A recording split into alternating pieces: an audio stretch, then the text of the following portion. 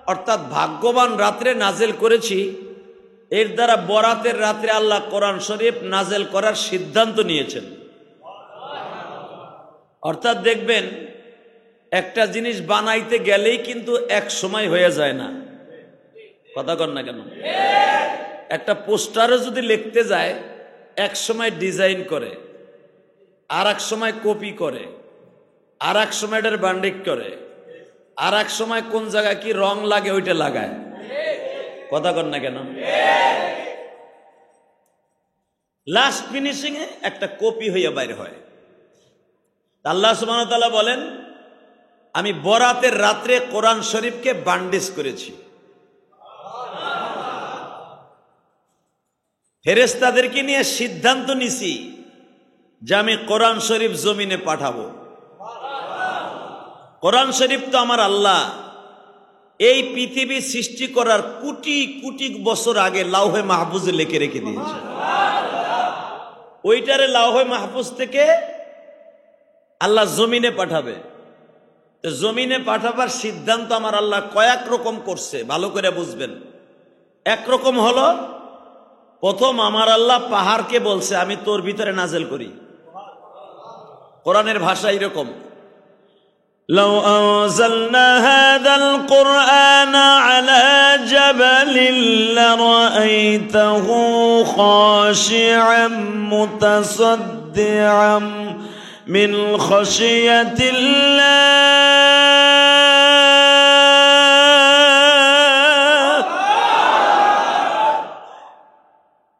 লাউ আনজালনা হাযাল কুরআন আলা জাবালিন লারাআইতা।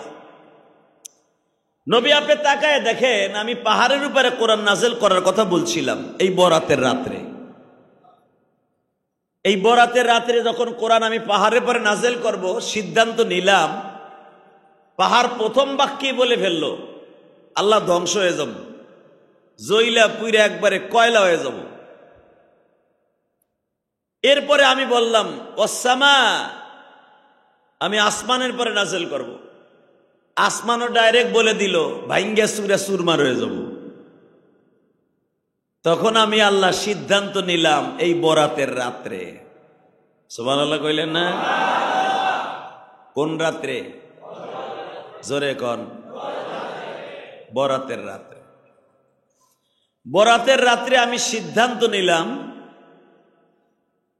কোরআন শরীফ নাজিল করব, কোন পাহাড়ে আর আসমানে না। যখন ওরা নিতে চায় না, ফেরেশতারাও নিতে চায় না, আমি মানুষের মধ্যে নাজিল করব। মানুষের মধ্যে নাজিল করব। পৃথিবীর শ্রেষ্ঠ মহাগ্রন্থ, পৃথিবীর শ্রেষ্ঠ মানুষের মধ্যে আমি নাজিল করব। পৃথিবীর শ্রেষ্ঠ মানুষকে নবী মুহাম্মাদুর যেরকম সাল্লাল্লাহু। এই উপরের থেকে শক্ত দুইটা বালিশ নিয়ে এসো, শক্ত।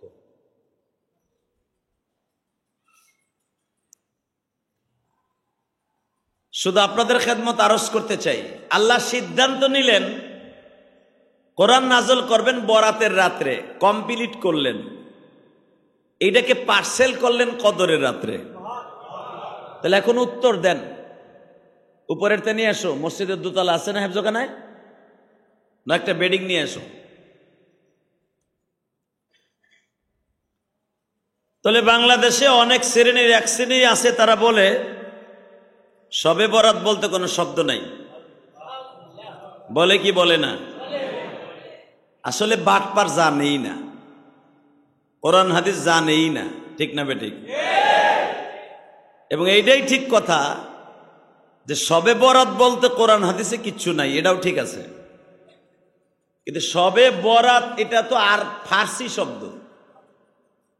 কিন্তু লাইলাতুন নিসফু মিন শাবান এইটা নাই, বাটপার। এটা তুই অস্বীকার করলে তোর কাফের হয়ে যাবে।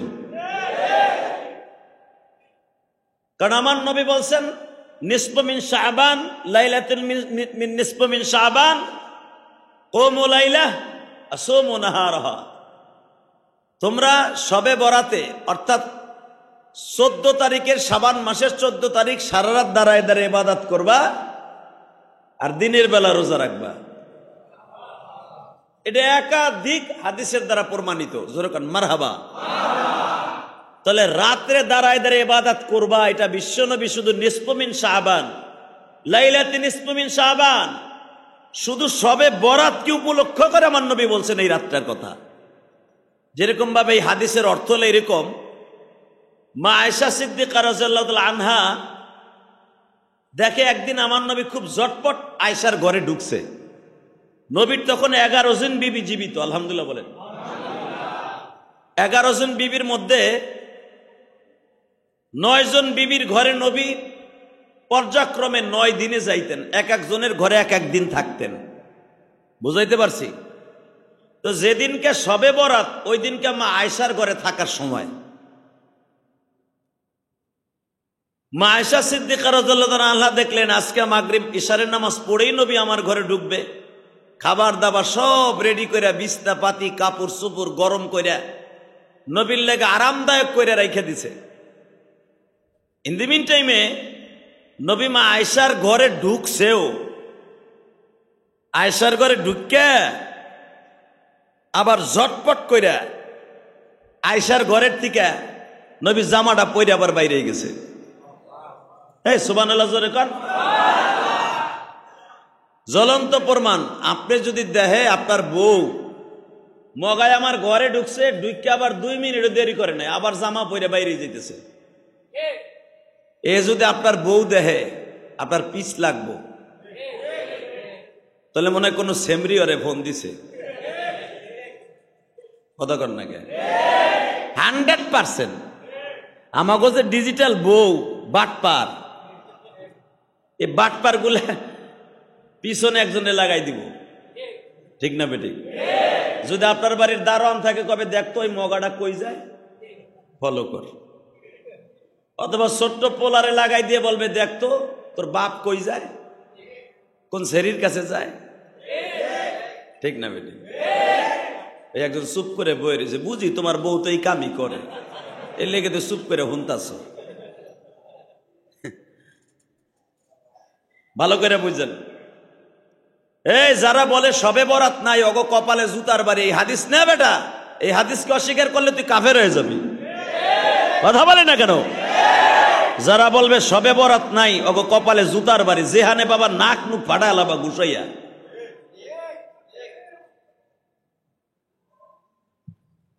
আমার নবী খুব দ্রুত মা আয়েশার ঘরে ঢুকলেন। বুখারী শরীফের হাদিস, মিশকাত শরীফের হাদিস, মুসলিম শরীফের হাদিস, বাবুন নওয়াফেল এবং লাইলাতুন মিন নিসফি মিন শাবান, এই রাতের হাদিস। এইটা অস্বীকার করার কোনো ক্ষমতা কারো বাপেরও নাই। কথা বলেন না কেন? মা আয়েশা বলেন আমার ঘরে ঢুকলো শর্ট করে, শেখ হাসিনা মাঝে মাঝে কয় না শর্ট করে ঢুকে পড়মু, ঢুকে দেখো। এত সহজ না। 15 বছর জ্বালাইছো, 15 বছর শেষ হোক, তারপরে শর্ট করে না, বট করে ঢুকে এলাম তোমারে। কথা ঠিক না বেঠিক? নবী শর্ট করে ঢুকলেন, পট করে বাইরে গেলেন। মা আয়েশা দৌড়ে হাফসার ঘরে গেলেন, অত ওমরের মেয়ে। ঢুককেই বলতেছে, আপা আপনার ঘরে কি রসুল আসছে? হাফসা বলে না তো, আজকে তো তোমার ঘরে থাকার কথা। আবার দৌড়ে হাফসা আর আয়েশা দুইজনে এক হইয়া আবার গেছে জয়নাবের ঘরে। আপা, বড় আপা, তখন জয়নাবের বয়স 80 বছর। কত? 80। যেই বেঈমান গুলা বলে আমার নবী সেক্সুয়ালের কারণে, যৌবনের কারণে 11টা বিয়ে করছে, আর জন্মের মধ্যে ভেজাল আছে। যৌবনের কারণে, সেক্সের কারণে, যে কোনো কারণে তুমি আর আমি বিয়ে করতে পারি একাধিক, কিন্তু রাসূল সাল্লাল্লাহু আলাইহি ওয়াসাল্লাম জীবনে যৌবনের কারণে একটা বিয়ে করে নাই। সব বিয়ে আমার আল্লাহর হুকুমে করছে।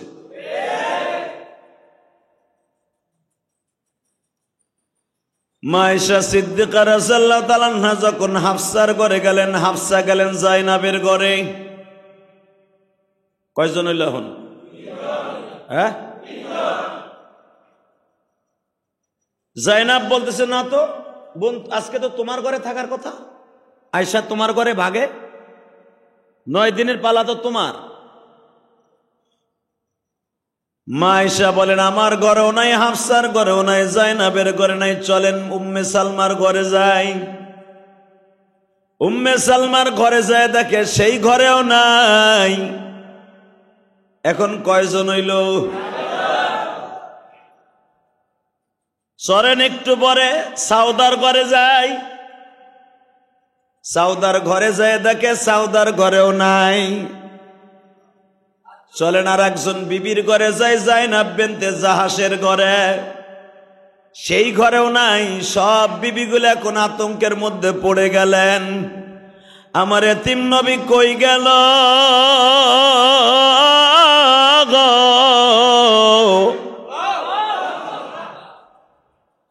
হঠাৎ করে দেখতেছে আমার নবী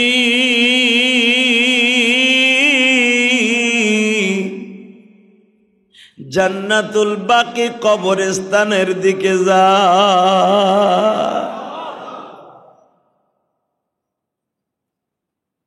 জান্নাতুল বাকি কবরস্থানের থেকে জিয়ারত করে আমার নবী আবার রিটার্ন মসজিদে নববীতে ঢুকলেন।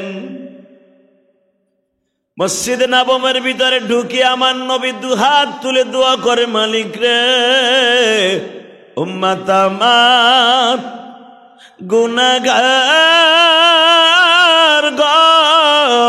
জমিনে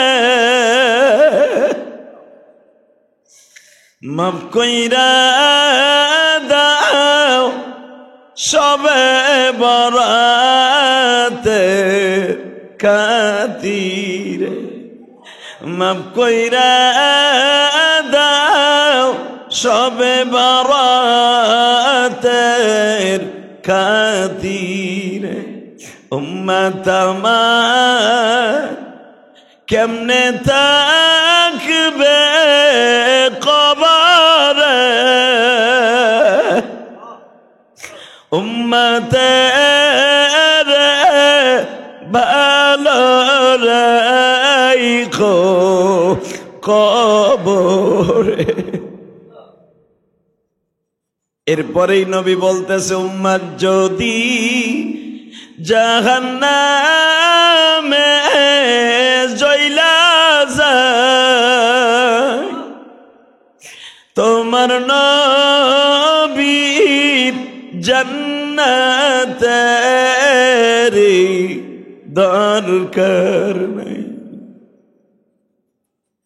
বাজানরে ভালো করে বুঝবেন, নবী যখন মসজিদ নববীর ভিতরে বয়া বয়া কান্দে, মা আয়েশা দেখলেন নবীর চোখের পানিতে বুক ভাইসা যাইতেছে। নবী আমার বললেন, বরাতের রাত্রে 3 কোয়ালিটির কাজ করবা। কয়টা? জোরে কোন? ইশারের নামাজের পরে কি 8 রাকাত পড়ছেন না? হ্যাঁ, সবে বরাতের সম্পর্কে কোনো নামাজ এই দুনিয়ায় নাই। নিসফু মিন শাবান, সবে বরাতের বলতে কোনো শব্দ নামাজ নাই। নামাজ আছে 14 তারিখের রাত্রে নবী পড়ছে তাই পড়ি। কথা কন না কেন? সবে বরাত শব্দের কোনো নামাজ নাই, নামাজ আছে নফল নামাজ। তো সবে বরাতে 3টা কাজ করতে কইছে নবী। কয়টা? 1 নম্বরে ইবাদত। 1 নম্বরে কি? অর্থাৎ সারা রাত নামাজ করতে কইছে। 12 রাকাত, 8 রাকাত, 6 রাকাত, 10 রাকাত, 100 রাকাত বলে কোনো শব্দ নাই। সারা রাত।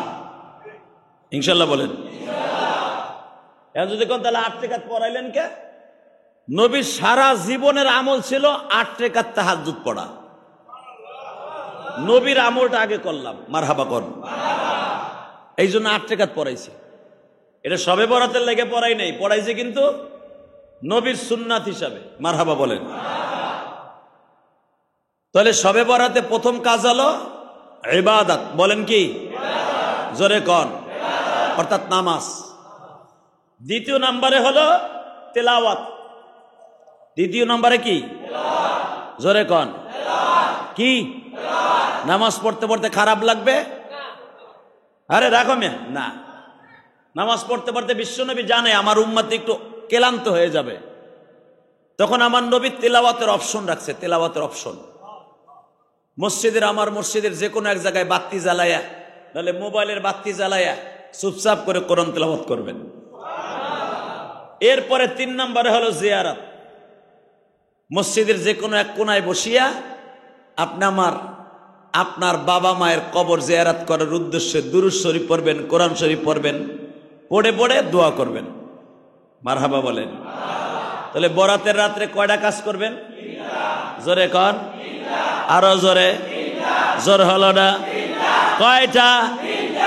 যেই মহিলারা আমার কথাগুলো শুনতেছেন তাদের ইবাদতের সিস্টেম আমি শিখাই দিয়ে আগে, তারপর ওয়াজ করি। অনেক মহিলা মা বোনরা বাসায় বসে নামাজ পড়বেন, কিন্তু জানেই না ঘোড়ার ডিম কি পড়বো। ঠিক না বেটি?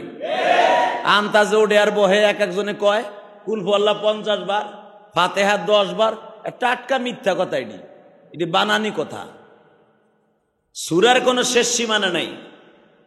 সূরা ফাতেহার সাথে যে সূরা মন চায় সেই সূরা পড়বেন।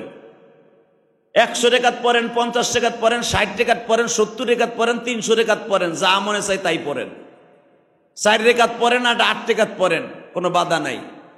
1 নম্বরে নিয়ত করবেন, আল্লাহ আমি নফল নামাজ পড়তেছি বরাতের রাত্রে, আল্লাহু আকবার। নিয়ত কি করবেন?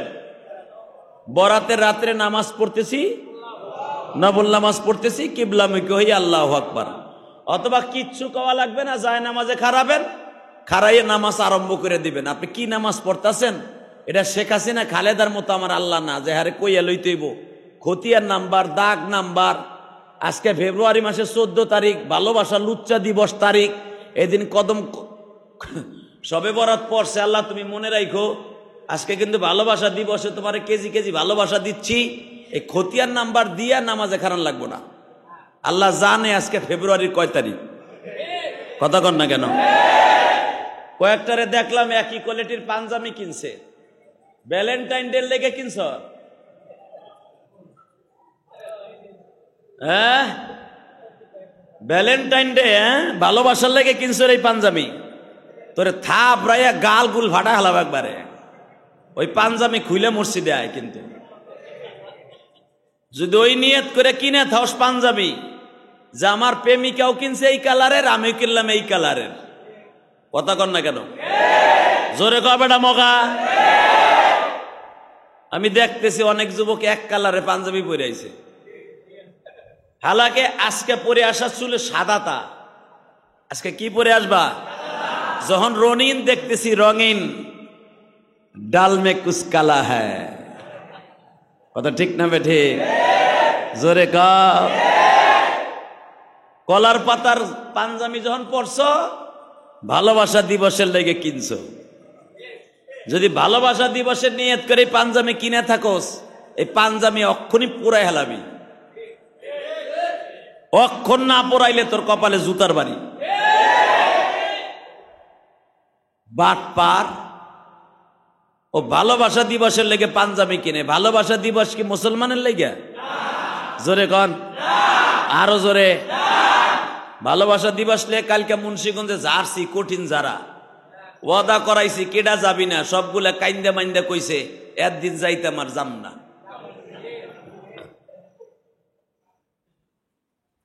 যারা আজকে সারাদিন ভালোবাসা দিবস পালন না করে মসজিদে আইসস, আল্লাহর কসম আল্লাহর ভালোবাসা আজকে পাবি। আর যদি ভালোবাসা দিবস কাটায় থাকস চিপা চাপায়, রেস্টুরেন্টে, ব্রিজের কোনায় কানায়, জোর জঙ্গলে, রমনা পার্কে, আমার কাছ থেকে নে, তুই নামাজ পড়ে কোনো লাভ নাই, বাইতে যে ঘুমাগা। ঠিক না বেঠিক? কালকে রাত্রে মাহফিল করে আসার সময় দেখলাম চুনকুটে চৌরাস্তায় খালি ফুল আর গাড়ি আর ফুলের গাড়ি। তো মনে মনে ভাবলাম আজকে মনে হয় মগামগির ফুল কিনা কিনি হইব। আল্লাহ, যারা তোমার ভালোবাসা আজকে মসজিদে কাটাবে এদের সবাইকে মাফ করে দিবা। আল্লাহর ভালোবাসা চাইতে দুনিয়ায় কোনো ভালোবাসা আছে? বলেন না কেন? আরো জোরে। আল্লাহর ভালোবাসা চাইতে ভালোবাসা পৃথিবীতে নাই। বরঞ্চ যাদের ভালোবাসার অভাব আছে, যেরকম আমেরিকা, লন্ডন, এই সমস্ত কুত্তাকেও ভালোবাসার অভাব আছে। কারণ সাওয়াল মায়ে কখন জন্ম দিছে ওই লন্ডনের কুত্তাগুলা জানে না। বছরে একটা দিন বাপরে ছেলেটারে দেখাইতে লয়ে যায় যে এইটা তোর বাপ, এটা তোর কয় নাম্বার বাপ, এটা দেখাইতে নেয়। বোঝেন না আমার কথা? কেন ওই দেশে তো আর বিয়ে নাই। বিয়ে থাকলেও তো স্বামী থাকে একটা, আর ভালোবাসার দিবসে ওর বয়ফ্রেন্ড আর গার্লফ্রেন্ড থাকে 36টা। কার প্রোটেকশনে কবে কি হয়েছে ওই মগিও জানে না, খালি জানে ডাক নাম্বার আর খতিয়ান নাম্বার, ওর লাগে যে কয়দিন ছিলাম ওই কয়দিনের ভিতরে এটা হয়েছে। বোঝেন না আমার কথা? ওই বাপরে দেখাবার লাগে 14 ফেব্রুয়ারিতে মগি তার বাচ্চা লইয়া তার বাপরে দেখাইতে যায়। নাউজুবিল্লাহ বললেন না? তখন এক জায়গায় বইয়া বাপ বেটারে বাপের সাথে পরিচয় করে দেয়। এর নাম হলো ভালোবাসা, ভ্যালেন্টাইন ডে। বোঝেন না আমার কথা? ভালোবাসা দিবস। তা আমি তো জন্মের পরই জানি আমার মাকে আমার বাপকে, ঠিক না বেঠিক? আমারে তোর দাগ নাম্বার আর খতিয়ান নাম্বার বলা যাবে না যে এটা তোর আব্বা নাম্বার 2, আব্বা নাম্বার 1, আব্বা নাম্বার 3। কথা কর না কেন? এই আব্বা নাম্বার 3, আব্বা নাম্বার 4 এটা লন্ডনের কারুকারবার। এই 14 ফেব্রুয়ারি এগুলো দেখায়। কারণ এক মগির বাচ্চা 4 বেডার সাইড দেয়, কারণ বিয়ে নাই তো। তখন 4 বাপ এক জায়গায় আহে, তখন এই গেল তোর আব্বা নাম্বার 1, এই তোর আব্বা নাম্বার 2, আব্বা নাম্বার 3, আব্বা নাম্বার 4। তোমারও কি ফোন নাম্বার বাপ আসেনি? কথা কও না কেন? তোমার মায়ের রেজি গাইও তোমার বাপ কয়টা? এই মুসলমানের পোলা ভালো করে বুঝো, এই জন্যই ভ্যালেন্টাইন ডে মুসলমানের জন্য নয়, এটা ইহুদি নাসারাদের জন্য। আজকে ভাগ্য বালা, আল্লাহ শুকুর আদায় করেন যে রব্বে কারিম আজকে আপনাকে আমাকে এই ভালোবাসা দিবসে আমার মওলার সাথে ভালোবাসা করার একটা সিস্টেম করে দিছে। আজকে সারাটা রাত আল্লাহর সাথে প্রেম করব। রাজি আছি না?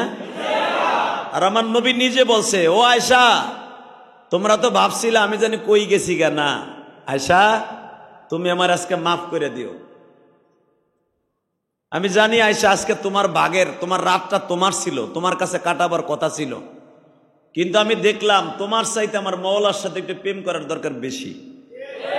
তোমারে তো আমি কালকেও সময় দিতে পারবো, কিন্তু এই রাতটা আর আমি কালকে পাবো না। সুবহানাল্লাহ কইলেন না?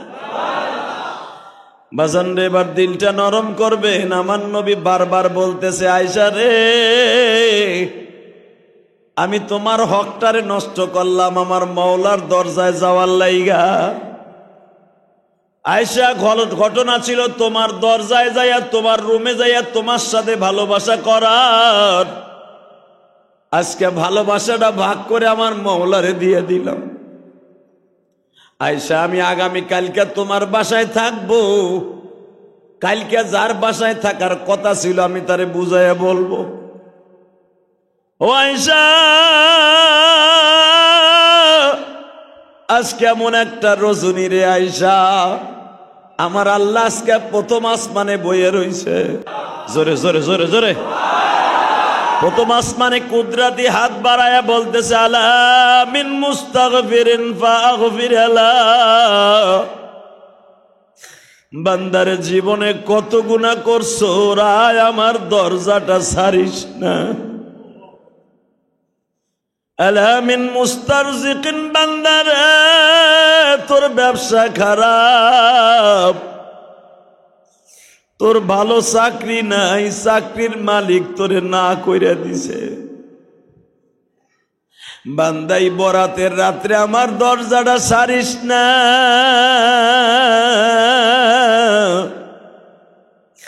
আমি মওলারে প্রাণ খুলে প্রেমের ডাকটা ডাক দে। আল্লাহু হাজিরি,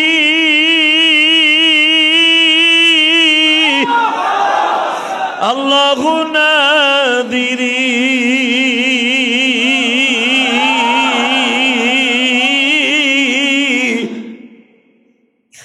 আল্লাহু মাই।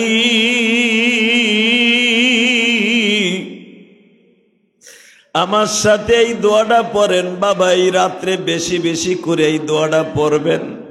হাসবুনাল্লাহু ওয়া নি'মাল ওয়াকিল, নি'মাল মাওলা ওয়া নি'মান নাসির।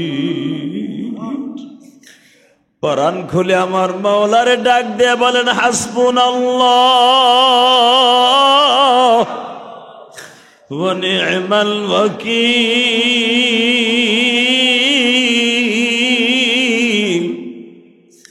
নি'মাল মাওলা ওয়া নি'মান নাসির। কত মানুষ দেখলাম মাওলা ধরাতে সবাই একদিন চলে গেল কবরে। বাজান আমার বিশ্ব নবী বলে আয়েশা রে, আমি আজকে কবরস্থানে গেছিলাম কবরস্থানওয়ালাদের সাথে প্রেম করার লাগিয়া। আহারে বাজান একটু চোখটা বন্ধ করে দেখো, ডাইনে আমার কেউ নাই, বাম আমার কেউ নাই,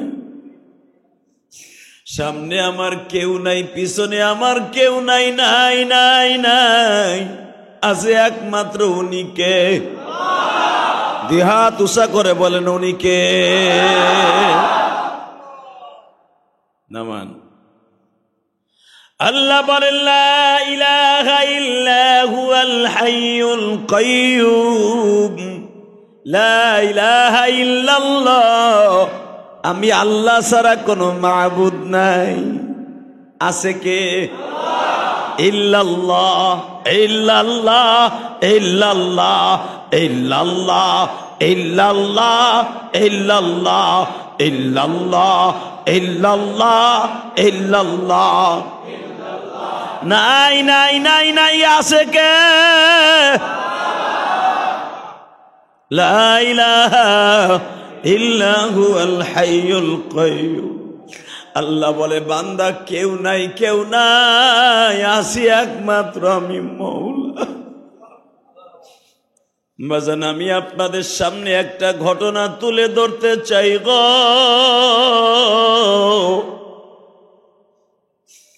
রসুলের একজন সাহাবী ছিল, বাবা নাম তার সালমান ফার্সি। কি নাম? জোরে কোন নাম কি? সালমান। নাম কি? নবী দুনিয়া আসার 100 বছর আগে নাম তার সালমান ফার্সি। সালমান ফার্সির বয়স 8 বছর। হঠাৎ করে দেখে সালমান ফার্সি একটা তাঁবুর মধ্যে কিছু আলেম ওলামা, ঈসা নবীর ধর্মের উপরে তারা বিশ্বস্ত ছিল, সেই পারস্যের জমিনে তাঁবুর মধ্যে বইয়া কিছু লোক তারা জিকির করতেছে, লা ইলাহা, করেন লা ইলাহা লা ইলাহা লা ইলাহা ইল্লাল্লাহু ঈসা রূহুল্লাহ। আমার নবী আসার 100 বছর আগে। সুবহানাল্লাহ বলেন। সালমান ফার্সি তাঁবুর মধ্যে যে জিজ্ঞেস করে, আপনারা যে লা ইলাহা ইল্লাল্লাহ বলেন, আমরা যে আগুনের পূজা করি, এর ভিতর পার্থক্য কি? তো ঈসা নবীর ধর্মের পরে যে আলেম ছিলেন উনি বলতেছে, লা ইলাহা ইল্লাল্লাহ শব্দের অর্থ হলো আল্লাহ ছাড়া কোনো মাবুদ নাই, উনি একক, দুনিয়া কোন তার সাথে শরীক নাই। সালমান বলে, তাহলে আমরা যে পুতুলের পূজা করি, আগুনের পূজা করি, এগুলা কি? ঈসা নবীর আলেম সাহেব বলে ফেললেন, এগুলো হুদা ভুয়া, মিথ্যা কথা, এগুলা মাখলুক। এই মাখলুক গুলা আল্লাহর কাছে মুখাফিক কি? আল্লাহ কারো কাছে মুখাফিক কিনা? কত বাস্তব না বাস্তব? এই কথা শুই না সালমান বলে, তাহলে আপনারা কোন নবীর উম্মত? বলে আমরা ঈসা নবীর উম্মত। সাথে সাথে বলতেছে, কেউ কেউ আবার বলতেছে ঈসা নবীর পরে একজন নবী আসতেছে, মিন বা'দ ইসমুহু আহমদ, তার নাম হবে মুহাম্মদ।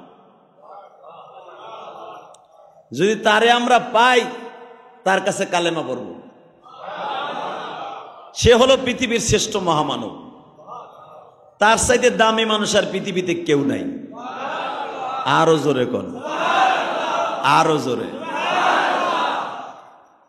সালমান ফার্সি বলতেছে, তাহলে এই মানুষটার আমি পাবো কবে, কেমনে পাবো? একজন বলতেছে সে আসতে অন্তত আরো 100 বছর দেরি আছে। সালমান ফার্সি বলে ফেললেন, মালিক রে, ওই নবীরে না দেখাই আমারে কবরে নিও না। জোরে জোরে জোরে জোরে। সালমানের বয়স হয়ে গেল 120 বছর। কত? হঠাৎ করে সালমানের কানে খবর গেল পৃথিবীতে নবী মুহাম্মদ জন্ম নিছে। সালমানের বয়স যখন 150 বছর হয়ে গেল, সালমানের কানে খবর গেল নবী মুহাম্মদ নবুয়াতি পাইছে। সেই পারস্য থেকে বাবা প্যালেস্টাইন থেকে হাঁটতে হাঁটতে হাঁটতে হাঁটতে মক্কার দিকে রওনা দিছে। বয়স কত? জোরে কন, আরো জোরে। 150 বছরের সালমান নবীর থেকে অন্তত 100 বছরের বড়। মক্কায় যাইয়া শুনতে পাইলেন নবী আর মক্কায় নাই, মদিনায় হিজরত করছে। এ আমার কলেজার টুকরা যুবক ভাইরা রে, আমরা তো সবে বরাত পাইলাম, সবে কদর পাইলাম কত সহজে। মুসলমানের ঘরে জন্ম নিলাম, কত সহজে মুসলমান দাবি করি। তুমি কি একবার ভাইবা দেখছো নি সালমান কত কষ্টের বিনিময়ে কালেমা পাই? সালমান ফার্সি হাঁটতে হাঁটতে হাঁটতে হাঁটতে 5 বছর কাইটে গেছে। কত বাড়িতে বাবা চাকরের কাজ করছে, কত বাড়িতে জিজ্ঞেস করছে এই দেশে মুহাম্মদ আইসেনি। যাযাবররা সন্তানের শিরা ধইরা সালমান রে বিক্রি করে করে দিছে। অনেকবার সালমান বিক্রি হয়েছে। ওই জামানায় যদি কেউ ঠিকানা জিজ্ঞেস করতে যাইতো, মনে করতো এইটা অন্য দেশের মানুষ, ওরে ধরে নিয়ে বিক্রি করে দিত।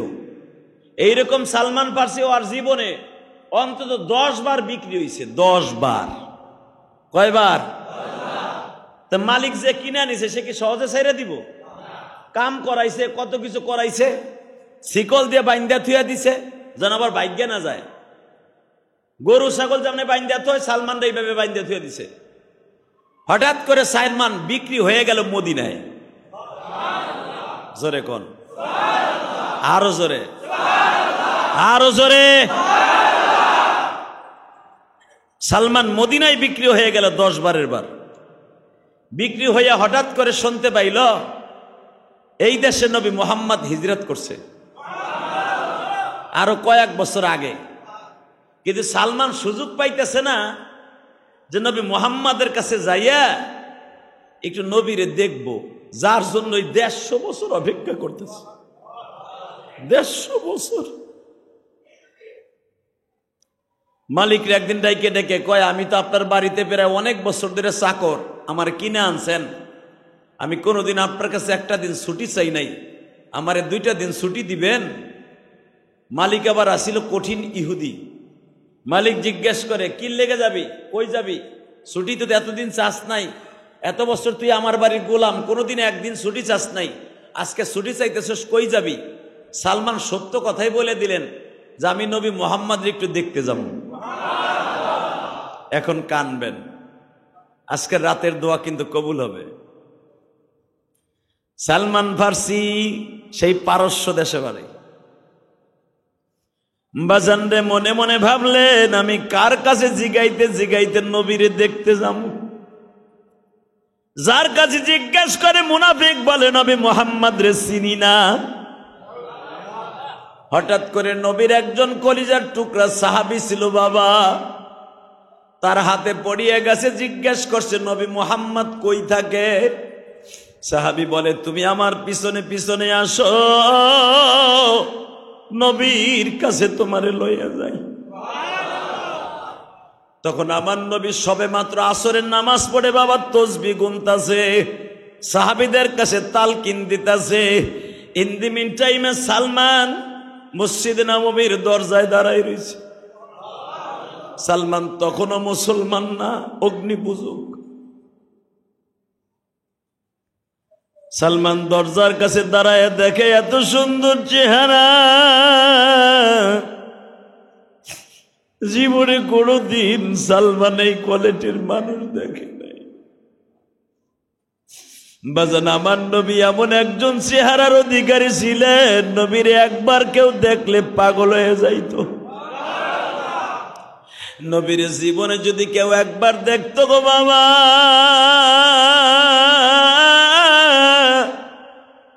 ওই চেহারাটা কোনদিন ভুইলা যাইত না।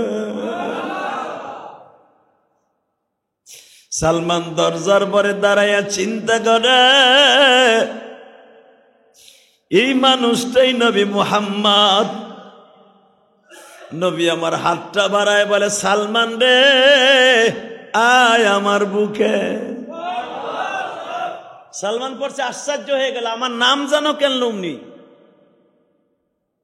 উনি আমার নাম কেমনে জানলো? সালমান পারসি ঢুকলেন, ঢুকে চিন্তা করে, দেখি তো আর কি বলতে পারে।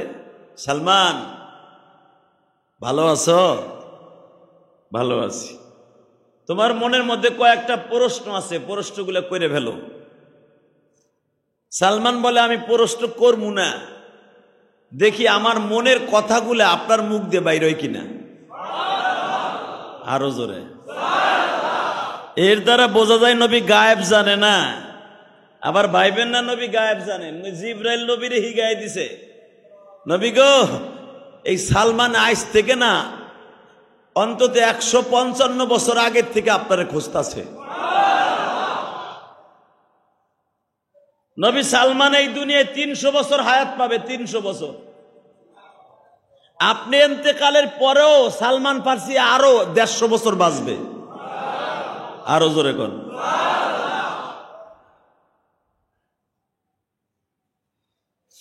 আল্লাহ আল্লাহ আল্লাহ। বাজান, এবার আমার দিকে তাকাবেন, চোখের পানি ছাড়বেন। সালমান ফার্সি নবীর সামনে বসলেন। নবীর কাছে যেই প্রশ্ন করবে, নবী কোরআনের আয়াত দিয়ে সেই প্রশ্নের উত্তর দিয়ে দিলেন। সালমান এখন আশ্চর্য হয়ে গেল যে আমার মনের কথা নবী মুহাম্মদ কেমনে জানলো। তাহলে বোঝা গেছে নবী মুহাম্মদ সাল্লাল্লাহু আলাইহি সাল্লাম আসলে পাক্কা নবী, আসলে নবী। সালমান ফার্সি বলে ফেললেন, আমি আজকে অন্তত আপনার কাছ থেকে যাইগা, আবার আপনার কাছে আমি আসবো। সুবহানাল্লাহ কোন। সালমান চলে গেলেন মালিকের কাছে, কিন্তু মালিকের কাছে যাইয়া মনে মনে ভাবতাছে যে আমি নবী মুহাম্মাদের কাছে গেলাম, একটা বারও সে বলল না যে কালেমা পড়ো, একবারও বলল না কালেমা পড়ো। তাহলে বোঝা গেল উনি মুসলমান বানাবার জন্য ইন্টারেস্ট না, ওনার কাছে মানুষ মুসলমান হওয়ার জন্য ইন্টারেস্ট। সালমান রাত্রে ঘুমাইতে পারে না, ঘুম ধরে না। কি দেখলাম, কি দেখলাম, কি দেখলাম, কি দেখলাম, কি দেখলাম, আর একটু যদি দেখতে পারতাম, আর একটু যদি দেখতে পারতাম, আর একটু যদি দেখতে পারতাম। একদিন সালমান ফার্সি কিছু মাল লইয়া নবীর কাছে দেখতে গেছে। আমার নবী জিজ্ঞেস করে, সালমান এটা কি জাকাতের মাল, না সৎকার মাল, না হাদিয়ার মাল? সালমান ফার্সি বললেন, ইয়া রাসূলুল্লাহ, এটা আমার জাকাতের মাল। আমার মালিক, আমি গরিব হিসেবে আমার কাছে দিছিল, আপনার লেগে লইয়েছি। নবী গ্রহণ করলেন না, এটা সাহাবীদের মধ্যে বন্টন করে দিলেন। সালমান বললেন, আপনি কি জাকাতের মাল খাল না? নবী বললেন, জাকাতের মাল আমার জন্য হারাম। আরো জোরে কোন। সালমান আরো 1 মাস পরে কিছু হাদিয়ার মাল মালিকের কাছ থেকে বেতন উঠাইয়া কিছু মাল কিনা নবীর জন্য নিয়ে আসলেন। আনার পরে এইবার নবীরে বলে, নবী গো, এটা আমার হাদিয়ার মাল, আমার বেতনের মাল, আমার কষ্টের টাকা, আমার রক্ত পানি করা পয়সা। নবী খাইলেন, সাহাবীদেরকে খাওয়াইলেন। সুবহানাল্লাহ। আসতে কইেন না, আরো জোরে কন। এই মুসলমানের পোলা, নবী খাওয়া দাওয়ার পরে সালমানরে জিজ্ঞেস করে, সালমান তুমি আর কি কি চাও? নবী, আমারে আজকে আপনি কালেমা পড়াই দেন। তিনবার কালেমা পড়লেন, তাও সালমানের তাগিদে। নবী কিন্তু একবারও কয় নাই তুমি কালেমা পড়ো। বাজান রে, এবার দিলটা নরম করবেন। যখন বলছে কালেমা পয়রা মুসলমান হইয়া সালমান যাও, সালমান যখন বাসায় চলে গেছে, বাবা সালমানের চোখের ঘুম নাই। সালমান ফার্সি এখনো বিবাহ করে নাই গো বাজার, নবীর প্রেমে বিবাহ করে নাই। হঠাৎ করে সালমান ফার্সি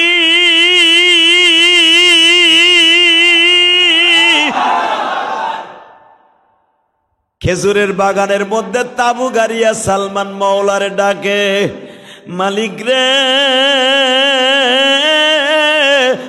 তোমারে কই গেলে পাবো, তোমার নবীরে কই গেলে পাবো।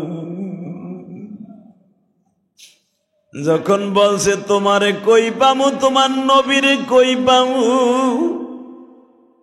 সালমান ফার্সি আমার নবীর কাছে এসে বলে, ইয়া রাসূলুল্লাহ, আপনি যদি আমার একটু উপকার করতেন, আমি আমার মালিকের টাকাগুলা দিয়ে ওর কাছ থেকে ছুইটা আসতে পারতাম। নবী, আপনারে সপ্তাহে একদিন দেখতে আসি, মন ভরে না, জুমার নামাজ ঠিক মতো আমারে পড়তে দেয় না। নবী আমার বললেন, সালমান রে তোমার মালিক রে জিজ্ঞেস করো কয় টাকা হইলে তোরে বিক্রি করবে।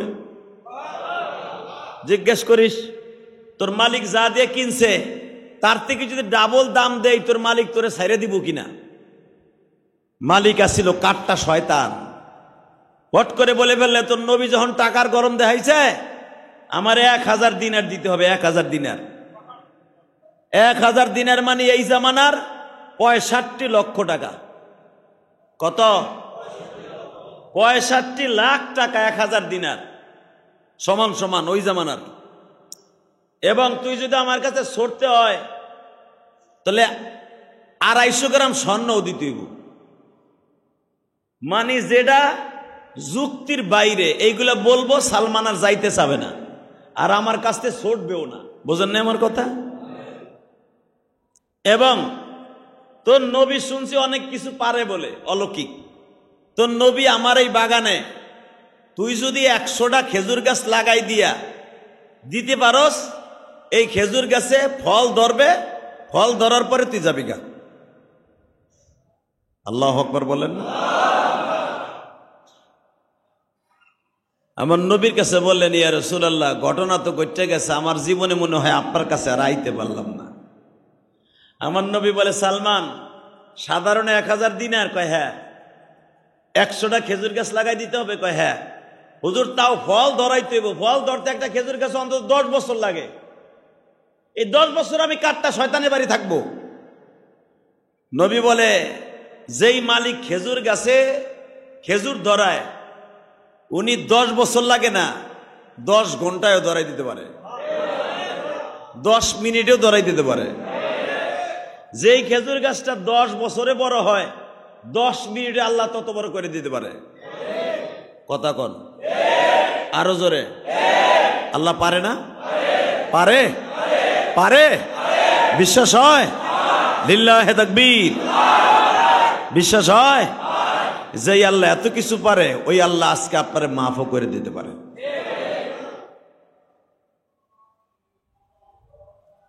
বাজান, সালমান ফার্সি মালিক রেজায় বলে, তুমি কোন জায়গায় 100 খেজুর গাছ লাগাইতে হবে, জায়গাটা বাগানটা ঠিক করে দাও। আমার নবী কালকে 100 খেজুর গাছের চারা লইয়া তোমার বাড়িতে আইব। বাগান, ইহুদি বাগানের মালিক দেখায় দিল, এই জায়গায় লাগাইতে কবি তোর নবীরে। তা তুমি 100 গর্ত করে রাখো, রাখবো নে যা। বাজান রে, সালমান ফার্সি বিশ্ব নবীর কাছ থেকে 100 দিনার নিলেন। নবী আমার বললেন, সাহাবীরা রে, আমার সালমানকে আজাদ করার জন্য 250 গ্রাম স্বর্ণ লাগবে, কে দিবা?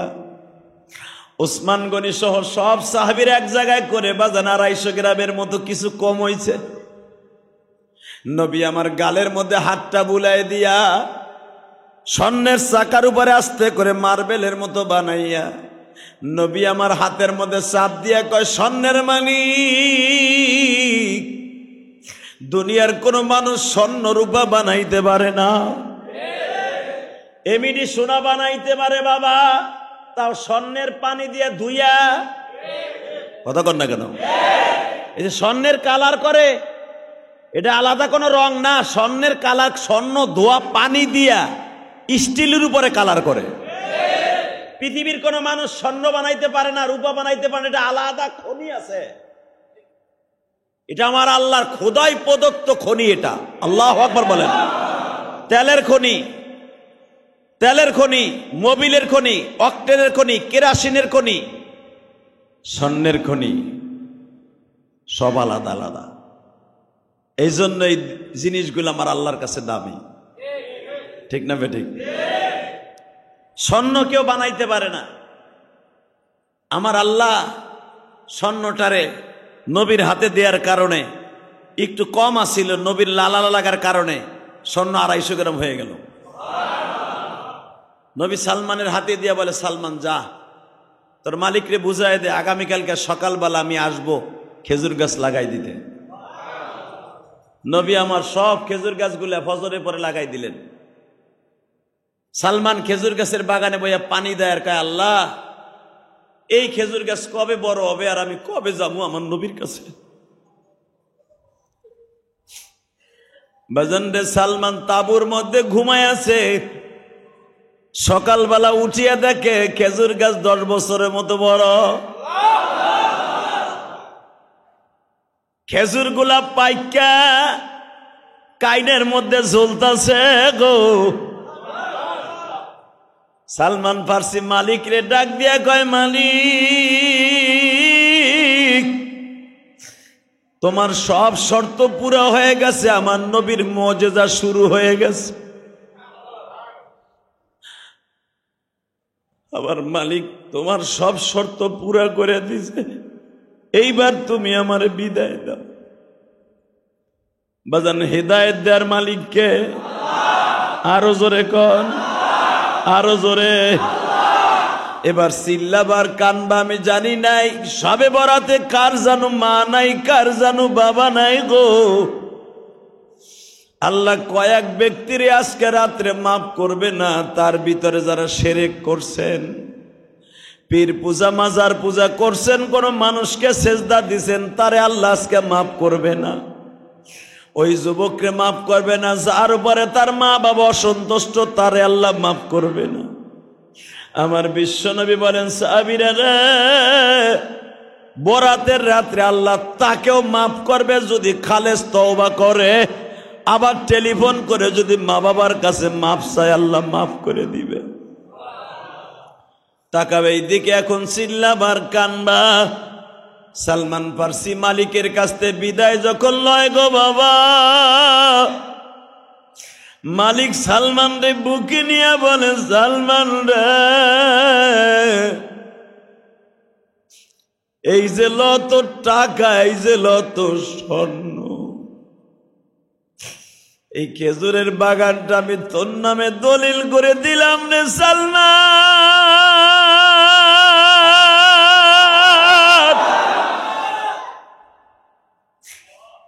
সালমান, আসলে আমি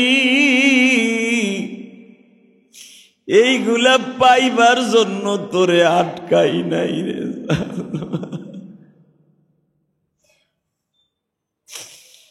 আমার স্বর্ণের অভাব নাই রে সালমান, আমার টাকার অভাব নাই, আমার খেজুর গাছের অভাব নাই রে সালমান। যেই জিনিসটার অভাব ছিল সেইটা পাইয়া গেছি। সালমান, তুই শুধু আমারে ক্ষমা করে দিয়া নবীর রওজা, নবীর দপ্তরে লয়া যা, আমি আমার নবীর মুখের মধ্যে করে 2টা চুমা দিও। সালমান ফার্সির মালিকের কথা শুনে আশ্চর্য হয়ে গেল। মালিক, তাহলে তুমি এতদিন আমার সাথে অভিনয় করছো? না রে সালমান, আমি দেখলাম নবী মুহাম্মাদের হাতে কিসের মুজিজা আছে। সালমান, আমি তোর মতো গোলাম এই জমিনে আর পাবো না। আমি আমার মাওলারে সাক্ষী রেখে আমি কালেমা পড়ে মুসলমান হয়ে গেলাম রে সালমান। তুই যদি এত বছর পর্যন্ত একটা লোককে পাইবার জন্য এত কষ্ট করতে পারস, বাড়ি ছাড়তে পারস, ঘর ছাড়তে পারস, দুনিয়া সব ছাড়তে পারস, আমি কি পারবো না তোর সাথে যাইয়া নবী মুহাম্মাদের সাথে কালেমা পড়ে মুসলমান হইতে রে সালমান ফার্সি?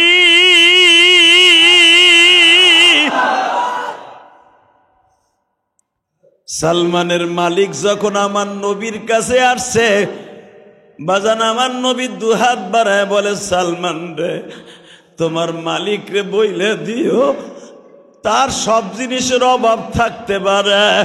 সালমান, তোমার যে একজন মালিক আছে সে কে? কে কে কে? জোরে বলো, কে কে কে? তার কাছে কোন জিনিসের মালিক, কোন জিনিসের অভাব নাই রে সালমান। তোমার মালিক রে বইলো আর কি লাগবে, এখন তুমি কানবা গো বাবা। সালমানের মালিক বলে, আমার কিচ্ছু লাগবে না, আমি শুধু আপনারই চাই, আমি শুধু আপনারই চাই। যুবক ভাইরা, আমি তোমাদের দুইটা পাও ধরে বলে দিয়ে যাই, আজকে জীবনে কত গুনাহ করছো আমি জানি না। সারাটা 11টা মাস তুমি গুনাহ করছো, গুনাহ করতে করতে আল্লাহর কাছ থেকে সরিয়ে গেছো। নিজের গুনার কথা মনে করি এখন কাঁদবার বলবা, মালিক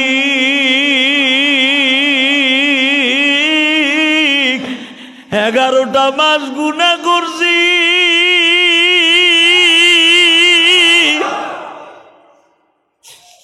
তুমি মালিক আজকে আসরের পরের থেকে প্রথম আসমানে বসে আছো, আমারে ডাইকা ডাইকা বলতেছো, মালিক রে তুমি আমারে মাফ কইরা দাও। আল্লাহ যদি 2 জন হইতো, প্রথম জন তুমি মাফ না করলে দ্বিতীয় জনের কাছে যাইতাম, দেখলাম তুমি ছাড়া আমার আপন বলতে কেউ নাই। গত বছর মায়ের সাথে সবে বরাত কাটাইছি, আজকে মা কবরে চলে গেল। গত বছর মায়ের সাথে ইফতারি করছি, মা অনেকের কবরে চলে গেছে। আরে যাদের মা চলে গেছে চোখের পানি বেলায়া কান্দো আর বুঝাইয়া কাও, মালিক এই দুনিয়ায় মায়ের মতো, এই দুনিয়ায় বাবার মতো বান্ধব কেহ নাই, তুমি মালিক মাফ করে দাও, তওবা করছি তাই।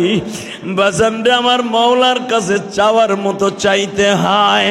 2টি হাত বাড়ায় আসমানের দিকে আমার আল্লাহর জোরে একটা ডাক দাও। আল্লাহ বলে, ডাক দাও, দাও, ডাক দাও, ডাক দাও, ডাক দাও।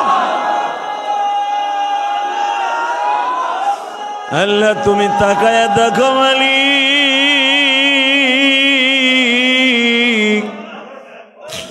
কার কাছে গেলে পাবো মাগবের সংবাদ? তুমি কি আমারে মাফ করতে পারো না গো আল্লাহ?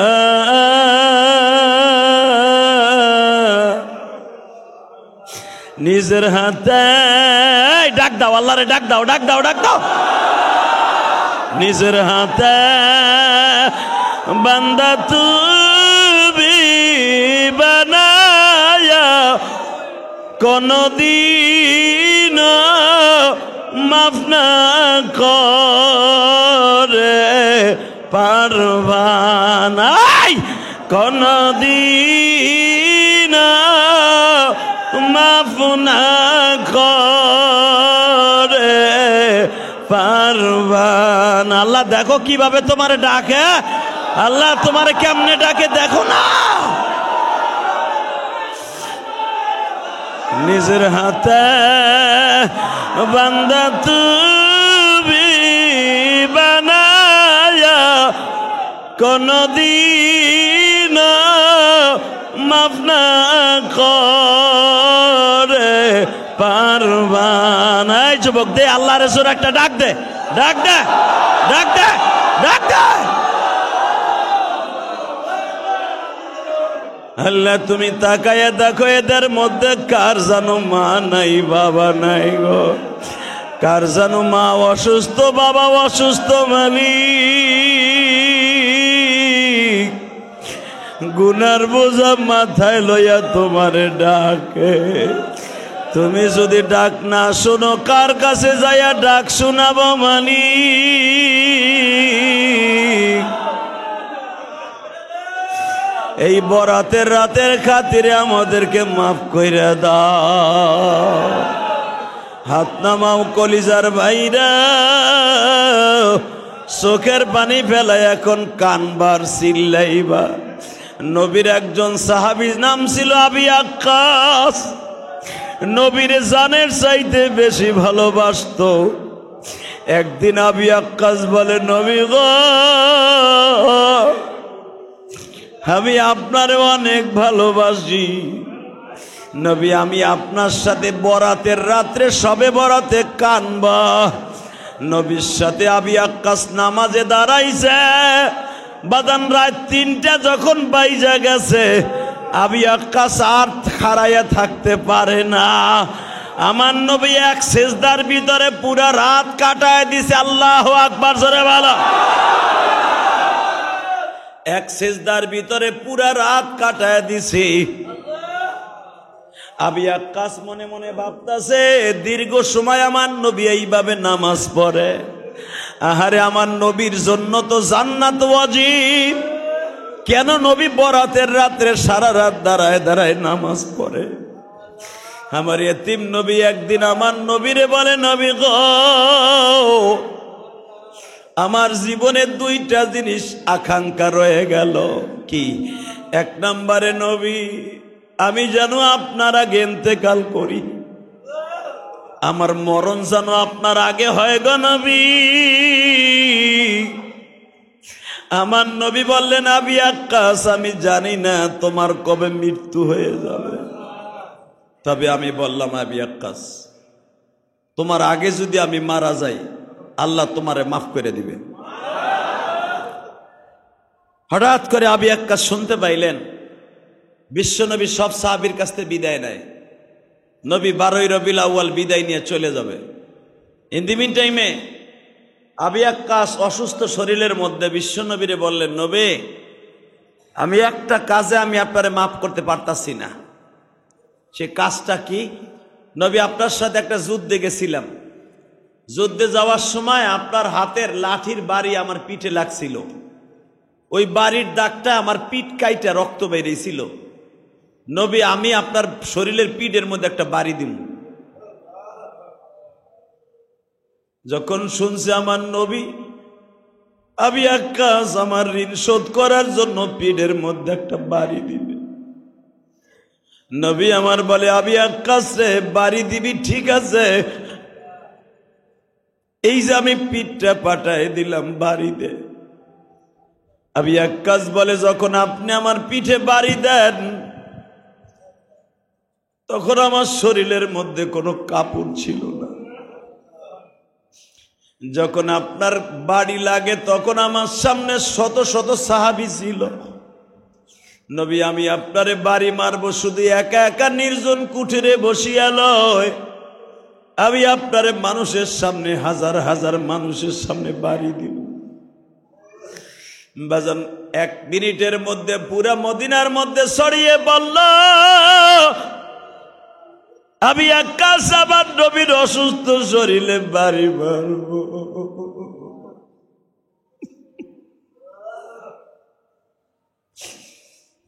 বাজানরে যখন শুনতে পাইল সাহাবায়ে কেরাম নবী অসুস্থ শরীরের মধ্যে আবি আক্কাস নবীর পিঠে বাড়ি দিবে, সঙ্গে সঙ্গে বাজান রে হযরত আলী দৌড়ে গেছে, আবি আক্কাস আমি তোর কাছে 100 চাবুক আনিয়ে দিব, 100টা চাবুকের রশি ছিঁড়ে ফেলবি, তবু আমার নবীর অসুস্থ শরীরে বাড়ি বাড়িস না রে আবি আক্কাস।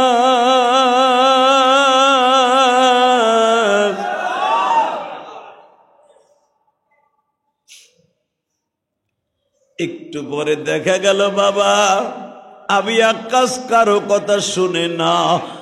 হযরত ওমর দৌড়ে এসে বলে, আবি আক্কাস রে, আমি মাক্কি জিন্দেগিতে জানোয়ার ছিলাম, আমার মতো জানোয়ার কেউ নাই, আমার মতো এত বড় নিষ্ঠুর মানুষ কেউ নাই, আমি নবীর মাথা কাটতে যাইয়া নিজের মাথা দিয়ে আসছি রে আবি আক্কাস। আমি শুনতে পাইলাম তুই বলে আমার নবীর গায়ে আঘাত করবি, এই যে ওমরের পিঠটা পাঠায় দিলাম, যত বাড়ি মনে চায় বাড়ি দে।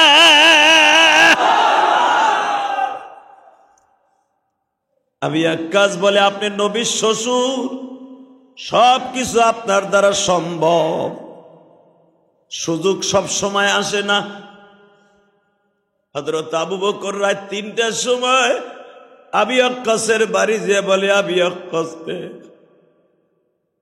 আমি নবীর শ্বশুর এই জন্য নয়, তুই তাকায় দেখ আমার এতিম নবীর শরীরটা কাঁপে, নবী দাঁড়ায় থাকতে পারে নাই, মৃত্যু শয্যায় সজ্জিত, তুই এ অবস্থায় নবীর গায়ে হাত দিস না, আমি সারাটা জীবন তোর বাড়িতে চাকর থাকব, তবু তুই আবার নবীর গায়ে বাড়ি দিস না।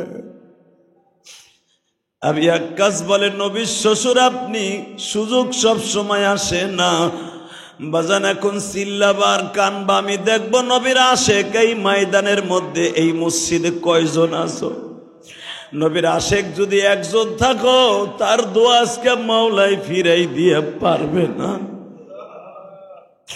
দোয়া কবুল হওয়ার আগে আমার নবীর আশেক হইতে হবে বাবা।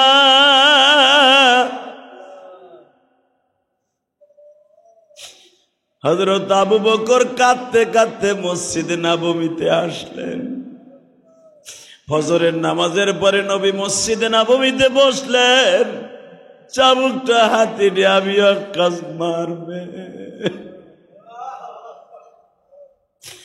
নবী আমার জামাটা তুলিয়া বললেন, আবু আক্কাস রে মার, কিন্তু মনে রাখিস আবি আক্কাস, আমার গায়ে হাত দেওয়ার পরে আমার সাহাবীরা তোরে কি করবে আমি জানি না। বাজান আবি আক্কাস যখন দেখলেন নবীর জামাটা উঠিয়া গেছে, মাজাটা শক্ত করে ধরিয়া চাবুকটা ফেলায় দিয়া নবীর মোহরে নবুয়তের মধ্যে চুমা দিয়া বলে, নবী গো আপনি কেমনে ভাবলেন আমি আপনার গায়ে বাড়ি মারব, আমি আপনার কত পাগল নবী আপনি জানেন না গো, আমার জীবনের সবচাইতে বড় আশা ছিল আপনার মোহরে নবুয়তে একটা চুমা দেয়া, নবী আমি আপনার মোহরে নবুয়তে চুমা দিলাম, এখন কোন আপনার সাথে আমার নিবেননি। আমার নবী বলে, আবি আক্কাস রে কি করলি, আবি আক্কাস তুই চিরদিনের জন্য জাহান্নাম হারাম করলি। বাজান আমরা নবীরে দেখি নাই, আওলাদে নবী আমরা দেখছি, উলামা একরাম দেখছি, আলেমদের কথা শুনিয়া যারা জমিনে কাঁদবে, আলেমদের সাথে যারা বুকের সাথে বুক মিলাবে, আলেমদের হাতে যারা চুমা দিবে, সে যেন বিশ্ব নবীর বুকে বুক লাগাইয়া চুমা দিল। শুধু একটা কথার উত্তর দিবা, এই বরাতের রাত্রে পুরাটা রাত্র ইবাদত করার নিয়ত আছে না নাই? কার কার আছে দেখে আল্লাহকে হাত তুলে দেখো তো। নামাজ 2 নম্বরে আর একটা কাজ করতে হবে, দোয়া যদি কবুল করাইতে হয় এক্ষুনি এই মুহূর্তে তওবা করতে হবে, খালেস তওবা। ইনশাআল্লাহ বলেন। জীবনে গুনাহ করা যাবে না, বলেন গুনাহ করব না। বলেন, নামাজ ছেড়ে দিব না, মা বাবার সাথে বেঈমানি করব না, জীবনে শিরক করব না, মদ গাঁজা খাবো না, ইনশা ইনশা। আজকে কয়েকজনকে আল্লাহ মাফ করবে না, তার ভিতরে যারা শিরক করছেন, পীর পূজা মাজার পূজা করছেন, আল্লাহ তাদেরকে মাফ করবে না। 2 নম্বরে বেহুদা ভাবে একবারে মানুষের পরে জুলুম করছেন, ঘরবাড়ি জ্বালাইছেন, দলের ক্ষমতার দাপটে অনেক কিছু করছেন, আল্লাহ তারে মাফ করবো না আজকে। 3 নম্বরে যারা মা বাবার সাথে বেঈমানি করছেন, মা বাবারে কষ্ট দিয়া অনেক কিছু করছেন, আল্লাহ তারে মাফ করবে না। এখন যদি কোন হুজুর সিস্টেম কি আছে, মদ খাইতাম গাঞ্জা খাইতাম কিন্তু আর খামু না, নিয়ত করছি, আজকে খালেস তওবা করেন, আল্লাহ মাফ করে দিবেন ইনশাল্লাহ। বলেন আল্লাহু আকবার, বলেন।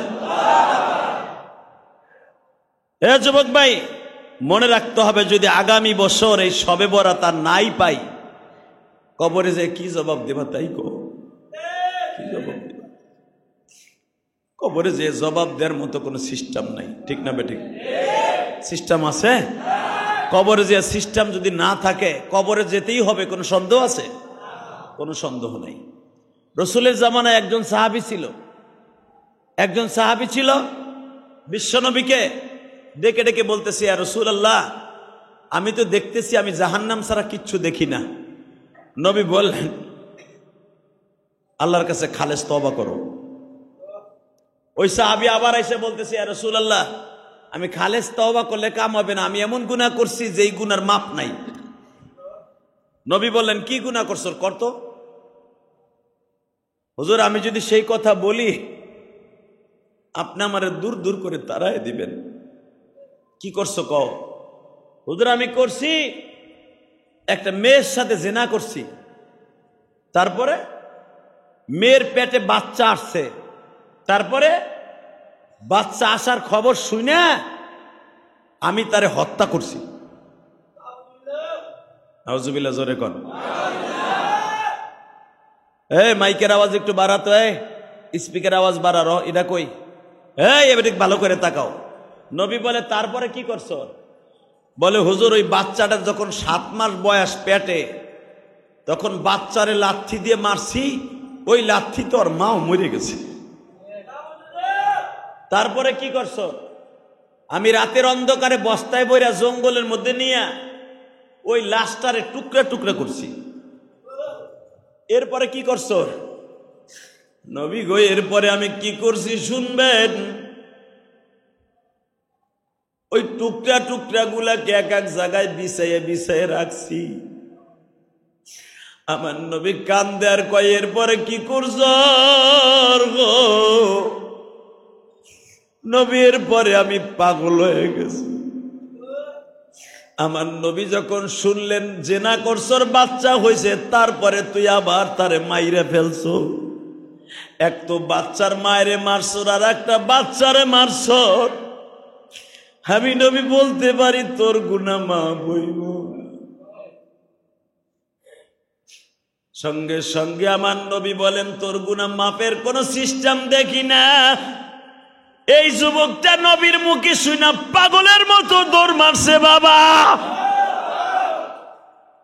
দৌড়াইয়া যায় পাহাড়ের গুহার মধ্যে ঢুকছে, পাউটারে আসমানের দিকে দিয়া নিজের মাথার উপরে আস্তে আস্তে করে বাড়ি মারতাছে আর বলতাছে, তুই কেমন বান্দা হইলি? নবী বলছে, তোর গুনাহ মাফ হইব না। তা হইলে কি আমি কেমনে মাপ পামু? কবরে কেমনে থাকব? কবরে যাইবার পরে 99টা সাপ আমার কামড় মারবে।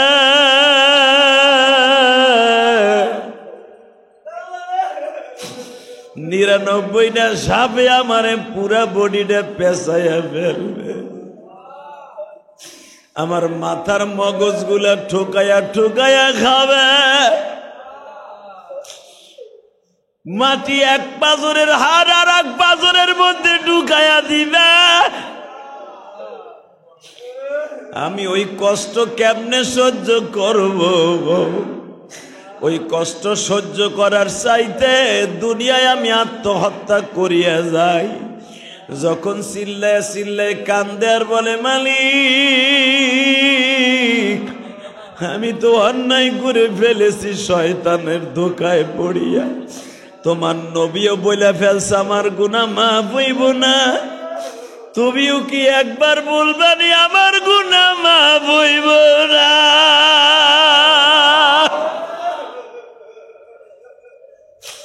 আল্লাহ, যখন আমি এই অন্যায় করি তখন আমি মুসলমান ছিলাম না গো আল্লাহ।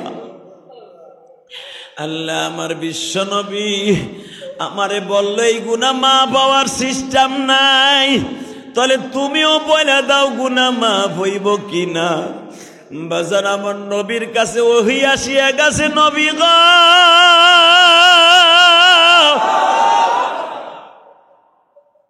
ওই যে আপনার সাহাবী, প্রিয় সাহাবী যে বলছে জিনা করছি বাচ্চা হইছে, বাচ্চারও মারছি, বাচ্চার মায়েরও মারছি, আপনি তো পুরা কথা না শুইনা ফতোয়া দিয়ে দিছেন তোর গুনাহ মাফ হইব না। নবীও তো পুরা কথা বলার আগে ওরে বিদায় করে দিছেন। নবী যখন ও গুনাহ করে তখন মুসলমান ছিল না। নবী তাড়াতাড়ি করে ওরে পাহাড়ের গুহার দিকে উঠাই লইয়া আসেন।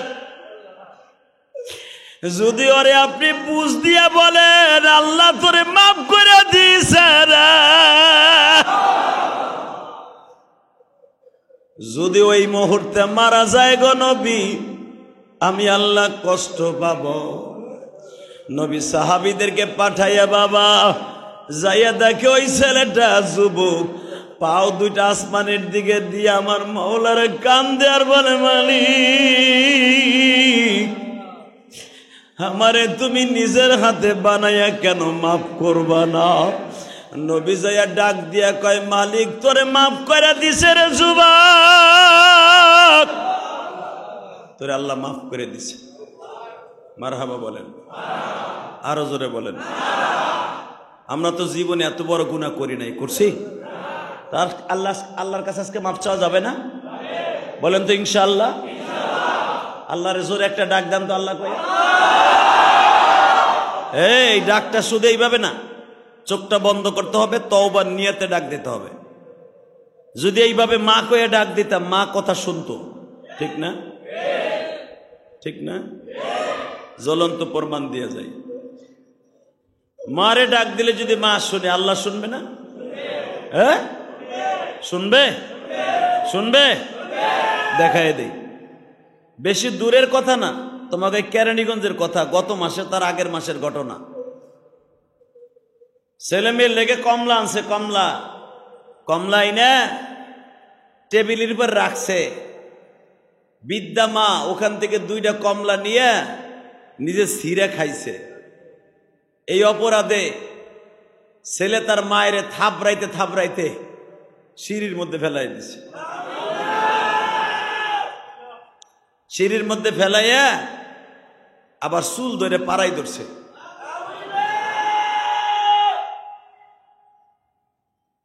যুবক,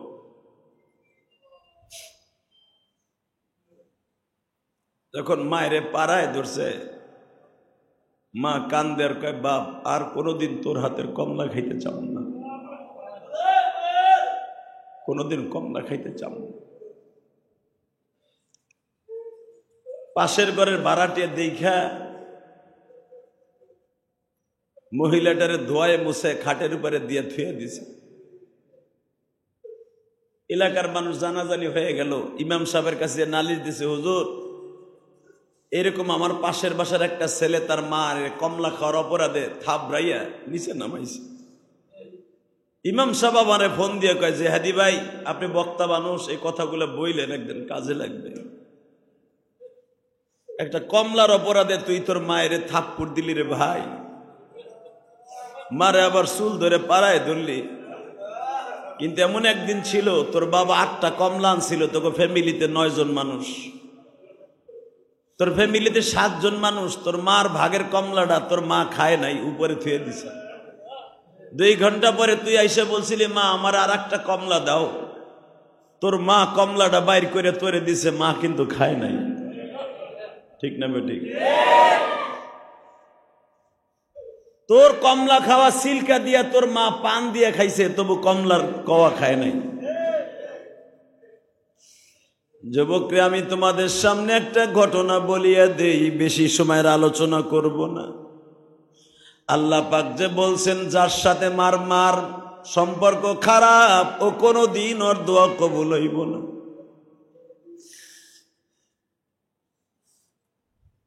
আল্লাহর একজন ওলি দেখে কাবা ঘরের দরজার সামনে হাত পাও কাটা একটা যুবক কান্দে। হজের মৌসুম আসলেই দেখে আরাফা যেদিন যাবে সেদিন কাবা ঘরের দরজার সামনে হাত পাও কাটা একটা লোক কান্দে। তো যে জিজ্ঞেস করে আব্দুল্লাহ ইবনে মুবারক যে ভাই আমি যতবারই দেখি তুমি এখানে এসে কান্দো, কারণটা কি? সাথে সাথে বলতেছে আল্লাহর ওলি কে আপনি আমি জানি না, তবে আমি একজন হতভাগা সন্তান। কোন দিক দিয়া? এই ওঠা বসা করে কেন? বসো, এখন বসো।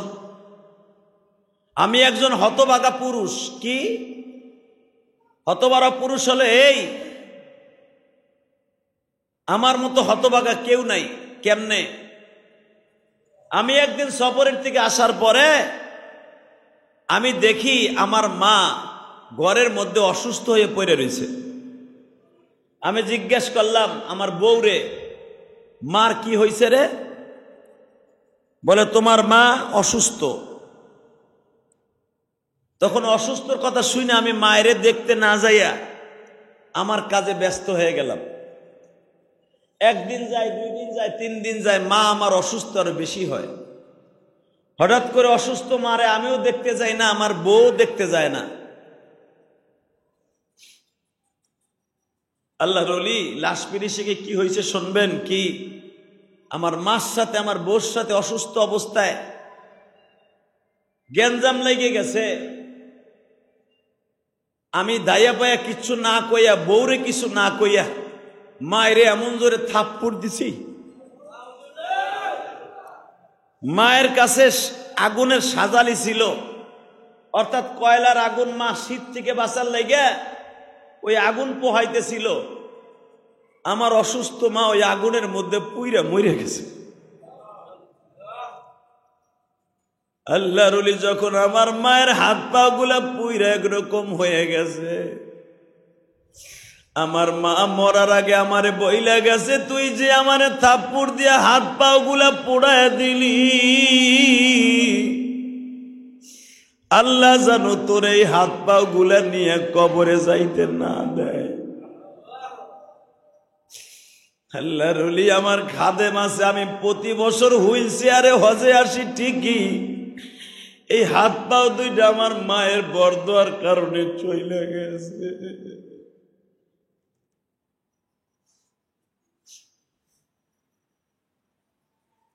আমি এতবার হজ করছি, রাতের অন্ধকারে শুয়ে থাকলে শুনি আমারে কে যেন ডেকে ডেকে কয়, তুই 1000 বছর বাইসে থাকলেও হজ করলে তোর হজ কবুল হইব না। আল্লাহর ওলি ডেকে ডেকে কয়, তোর তো কপাল পড়ছেই, দেখি না চল তোর দেশ কই? বলে আমার দেশ তায়েফে। চল অন্তত উম্মাতের দরদ লইয়া তোর দেশে আমি যাবো। জোরে জোরে জোরে জোরে যুবক ভালো করে বুঝ, এই আল্লাহর ওলি তারে নিজের গাড়িতে করে লয়ে গেছে তায়েফে। মা বাবার কবরের কাছে যে আল্লাহর ওলি কায়দা শিখাই দিলেন, এইভাবে এইভাবে মায়ের কবরের কাছে তারে কাঁদতে থাক। কানতে কানতে কানতে কানতে আল্লাহর ওলি স্বপ্নে দেখে তার মা তারে মাফ করে দিছে। আল্লাহর ওলি বলতেছে, এইবার আমার কাছ থেকে নিয়ে তোর দোয়া কবুল হইতে থাকবো। আমি জানি এর মাজমার মধ্যে অনেকের মা নাই, অনেকের বাবা নাই। যদি আপনার অ্যাকাউন্টে এরকম মা বাবার বরদোয়া থাকে, আপনি কি করবেন চিন্তা করে দেখেন। একটা সিস্টেম আছে আজকে, আল্লাহর কাছে বেশি বেশি করে মা বাবার জন্য দোয়া করবেন, ইনশাল্লাহ বলেন। বেশি বেশি তওবা করবেন। রাজি আছেন না? তওবা করবেন তো ইনশাল্লাহ? আর মা বাবার নামে বেশি বেশি দান করবেন ইনশাল্লাহ বলেন। এই যে রমজান মাস আসতেছে সামনে, রমজান মাস আসার সময় বিশ্বনবী বলেন, বিশ্বনবী বলতেছে যে ব্যক্তি রোজার মাসে রোজাদারকে ইফতারি করায় সে আমি নবীর ইফতারি করায়।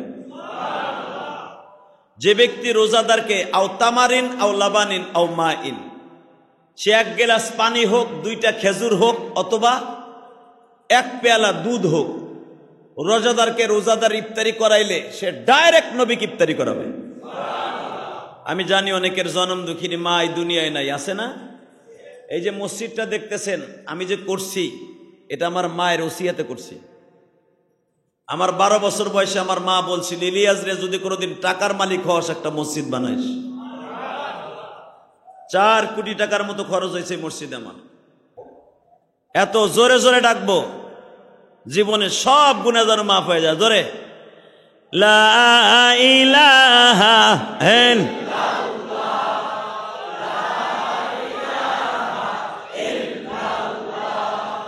লা ইলাহা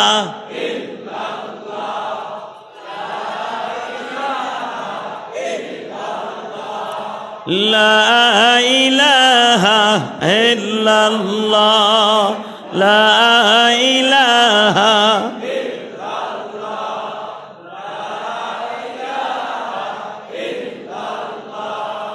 লা ইলাহা ইল্লাল্লাহ লা ইলাহা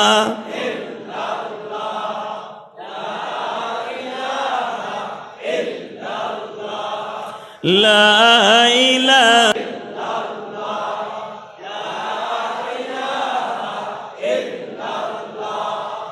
লা ইলাহা ইল্লাল্লাহ লা ইলাহা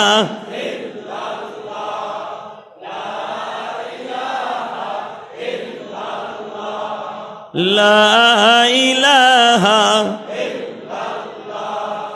লা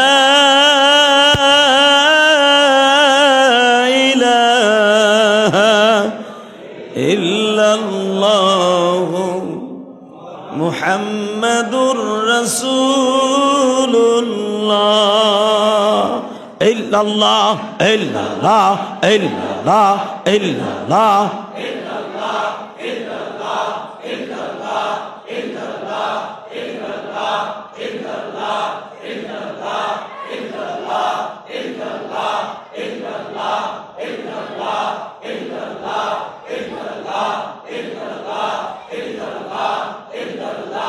illallah illallah illallah illallah illallah illallah illallah illallah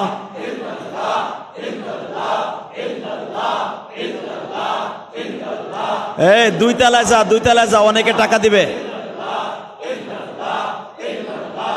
illallah illallah illallah illallah illallah illallah illallah illallah illallah illallah